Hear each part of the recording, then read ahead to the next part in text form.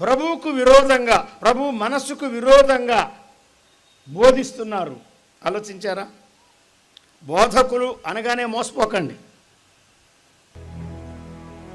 నకిలీ బోధకులు ఉన్నారు, కిరాయి బోధకులు ఉన్నారు, అవకతవక బోధకులు ఉన్నారు, బ్రతుకులేని బోధకులు ఉన్నారు, దైవ భయము భక్తి లేని బోధకులు ఉన్నారు, సత్యమెరుగని బోధకులు ఉన్నారు, తమకు ఇచ్చవచ్చినట్టు మాట్లాడే బోధకులు ఉన్నారు, పుచ్చుకున్న సొమ్మును బట్టి మాట్లాడే బోధకులు ఉన్నారు.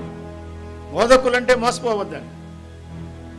అపవాది ఆత్మ కన్నా ఎక్కువ మంది బోధకులను ఉపయోగిస్తున్నాడు. మీరేమైనా అనుకోండి, అది ఖాయం. వాడు ఆత్మ ద్వారా వాడబడుచున్నవారా కాదా, సత్యమెరిగిన వారా కాదా, సంఘమున్నవారా కాదా, సహవాసమున్నవారా కాదా, ప్రభువును హెచ్చించేవారా కాదా, వారి పరిచర్య ద్వారా హెచ్చరిక, ఆదరణ